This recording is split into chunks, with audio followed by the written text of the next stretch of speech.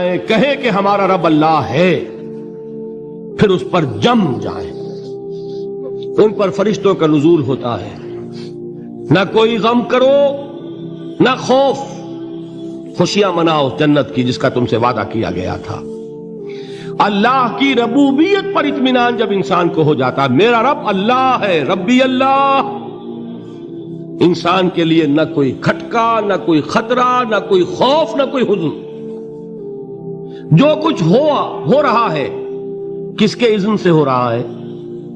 اللہ کے اذن سے. اللہ کے اذن کے بغیر پتا تک نہیں ہلتا. یہ کوئی اندھا بہرا مادہ نہیں ہے جس سے مجھے کوئی خوف ہو. اندھا بھینسا چلا آ رہا ہو اس سے تو ڈرنے کا ہر انسان کو ڈرنا چاہیے, نہ معلوم کس کو ٹکر مار دے. لیکن نہیں, اس کائنات کو چلانے والا ایک سمیع و بصیر خدا ہے. وہ جو میرا دوست ہے, میرا ولی ہے. اللہ ولی الذین آمنوا یخرجہم من الظلمات الی النور. اللہ اہل ایمان کا ولی ہے, ساتھی ہے, پشت پناہ ہے, مددگار ہے, حمایتی ہے. بتائیے جسے یقین ہو جائے کہ اللہ میرا مددگار, اللہ میرا محافظ, اللہ میرا پشت پناہ, اللہ میرا حمایتی, اس کے لیے کوئی خوف ہوگا؟ اسے کوئی ڈر ہوگا؟ میں مثال دیا کرتا ہوں ایک بہت سادہ پنجاب کے دیہات کی. وہ بڑا چودھری ہے اور کوئی غریب کسان ہے. اس غریب کسان کے جانوروں کو ہر وقت اندیشہ ہوگا چوری کا. کوئی میری بھینس کھول کر نہ لے جائے, کوئی میرا بیل کھول کر نہ لے جائے. لیکن جس کے بارے میں یہ سب کو معلوم ہو کہ وہ جو بڑا چودھری ہے وہ اس کا دوست ہے, اس کی بچیا کو کوئی خوف ہوگا؟ اس کی بھینس پر کوئی ہاتھ ڈالے گا؟ اسے کوئی اندیشہ ہوگا؟ نہیں. کیوں؟ کہ وہ بڑا چودھری, بڑا اس کا یہاں کا سردار, جاگیردار, سب کو معلوم ہے وہ میرا دوست ہے, کوئی میرے خلاف اقدام نہیں کر سکتا. اس دنیا میں یہ چھوٹی سی بات اگر آپ کے دلی اطمینان اور سکون کا باعث بن سکتی ہے تو ذرا تصور کیجئے. میں لفظ تصور استعمال کروں گا صرف اس لیے کہ اس کا ہم جس کو کہتے ہیں ادراک اور شعور کر نہیں سکتے, اگر کے ساتھ کر سکتے. اگر یقین ہو کہ اللہ میرا مددگار اور یقین ہو کہ اللہ ہر آن میرے ساتھ ہے, پھر کوئی خوف, کس کا خوف؟ کوئی شے اللہ سے بالا تر ہے؟ کوئی قوت اس سے زیادہ طاقتور ہے؟ کوئی اس کے ارادے کو بدلنے والا ہے؟ کوئی اس کی مشیت کے آڑے آنے والا ہے؟ یہی بات ہے جو حضور نے فرمائی. یہ ایمان کا حاصل ہے لب لباب کہ دیکھو اچھی طرح اس بات کو ذہن نشین کر لو. اگر تمام انسان مل کر تمہیں کوئی نقصان پہنچانا چاہے نہیں پہنچا سکتے مگر جو کچھ اللہ نے لکھ دیا ہو, اور تمام انسان مل کر تمہیں کوئی نفع پہنچانا چاہے نہیں پہنچا سکتے مگر وہ شے جو اللہ نے طے کر دی. آپ پھر میں کہوں گا ذرا طاری کیجئے, اسے فرض کیجئے, اسے سوچئے. اگر اس حدیث پر ہمارا دل ٹھکا ہوا ہو تو کسی سے ڈر ہوگا؟ یہ مجھے نقصان نہ پہنچا دے, یہ میری رپورٹ خراب نہ کر دے, یہ میری انکریمنٹ نہ رکوا دے, یہ میرا یہ نہ بگاڑ دے, یہ میرے یہ نقصان نہ پہنچا دے. اس کا ڈر, اس کا ڈر, اس کا خوف, اس کی خوشامد, اس کے لیے جا کر طرح طرح سے اپنی عزت نفس کو ذلیل کروانا اس کے سامنے. یہ سب کچھ کیوں کرتا ہے انسان؟ جب سمجھتا ہے کہ اس کے ہاتھ میں میرا کوئی نفع ہے, اس کے ہاتھ میں میرے لیے کوئی ضرر ہے, یہ مجھے کوئی گزن پہنچا سکتا ہے, یہ مجھے کوئی نقصان پہنچا سکتا ہے, یہ میرا کوئی کام بنا سکتا ہے, یہ میری کوئی ضرورت پوری کر سکتا ہے. اسی کا نام شرک ہے. جہاں آپ نے یہ سمجھا کہ غیر اللہ کے اندر کوئی طاقت موجود ہے وہی شرک ہے. بتوں سے تجھ کو امیدیں, خدا سے نو امیدی, مجھے بتا تو صحیح اور کافری کیا ہے. شرک تو یہ ہے. جس پر بھی تمہیں یہ خیال ہے کلمہ ہے, یہ کلمہ سوم, لا حول ولا قوت الا باللہ. ذرا اس پر دل کو کبھی اگر آپ تصور کریں, پھر فرض کریں, دل ٹھک جائے اس پر, کوئی طاقت نہیں.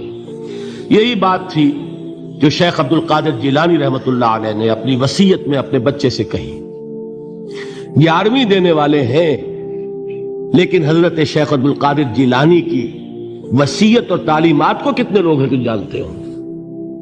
یہ جن مقامات تک پہنچے ہیں وہ کس چیز کی بدولت پہنچے ہیں؟ انہوں نے جو پیغام دیا وہ کیا تھا؟ اے میرے بچے، جس طریقے سے قرآن مجید میں حضرت لقمان کی نصیحتیں جو ہے نقل کر دی گئی ہیں، میں یہ عرض کروں گا بالفرض اگر قرآن حضرت عبد القادر جیلانی کے بعد نازل ہوا ہوتا تو شیخ عبد القادر کی یہ نصیحتیں بھی قرآن میں درج ہوتی. اتنی اونچی نصیحتیں ہیں. اے میرے بچے، اس حقیقت کو ذہن نشین کر لے، لا فاعل فی الحقیقت ولا مؤثر الا اللہ. اس کائنات میں نہ کوئی فاعل حقیقی ہے نہ مؤثر حقیقی ہے سوائے اللہ. کسی شے میں کوئی تاثیر نہیں اگر اللہ نہ چاہے. آگ جلا نہیں سکتی اگر اللہ نہ چاہے. پانی ڈبو نہیں سکتا اگر اللہ نہ چاہے. زہر ہلاک نہیں کر سکتا اگر اللہ نہ چاہے. کوئی چیز فائدہ نہیں پہنچا سکتی اگر اللہ نہ چاہے. تو در در پہ کیوں سر جھکاتے ہو؟ در در پر کیوں جبیں سائی کرتے ہو؟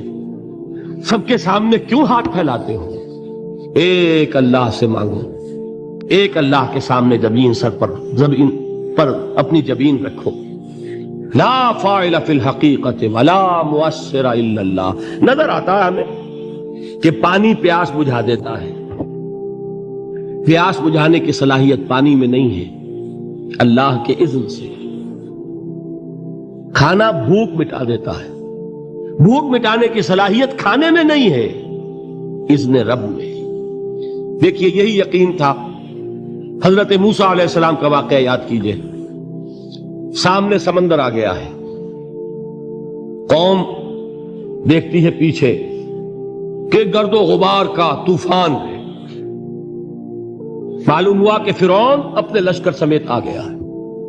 لشکر جب چلتا تھا تیز رفتاری کے ساتھ تو گرد و غبار کا جو طوفان اٹھتا تھا اس کا تصور کیجئے. اور لمحہ بلمحہ وہ قریب آ رہا ہے. پوری قوم نے کیا کہا؟ اے موسیٰ انا لمدرکون، اے موسیٰ ہم کو پکڑے گئے. قرآن مجید نے تو یہاں وہ باتیں نہیں لکھی ہیں، لیکن تورات میں یہ درج ہے کہ بنی اسرائیل جھگڑنے لگے، دست و گریبان ہو گئے موسیٰ کے ساتھ.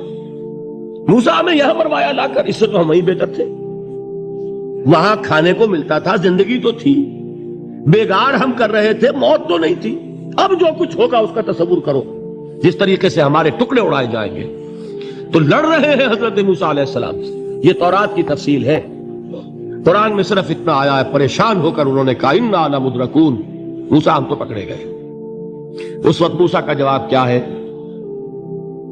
کلا ان معی ربی سیہدین. نہیں، میرے ساتھ میرا رب ہے، وہ راستہ دے گا.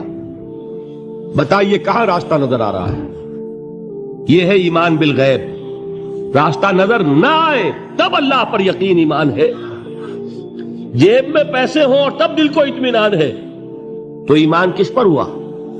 پیسے پر، اللہ پر نہیں. جب وسائل و ذرائع نہ ہو اور پھر یقین ہو کہ اللہ مسبب الاسباب ہے، وہ اسباب کا پابند نہیں ہے، وہ اسباب کا محتاج نہیں ہے، اسباب اس کے محتاج ہیں. اگر یہ یقین ہے تو اللہ پر ایمان ہے.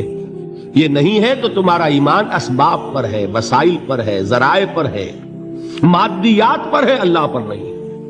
اس وقت کہاں راستہ تھا؟ کوئی راستہ تھا؟ سمندر ہے اور ادھر سے لشکر آ گیا ہے. کلا ان معی ربی سیہدین. اب دیکھیے ایمان کہہ دینا آسان ہے، ہوا معکم اینما کنتم، جہاں کہیں بھی تم ہوتے ہو اللہ تمہارے ساتھ ہوتا ہے. لیکن اس کا یقین قائم ہو جائے تو زمین و آسمان کا فرق واقع ہو جائے.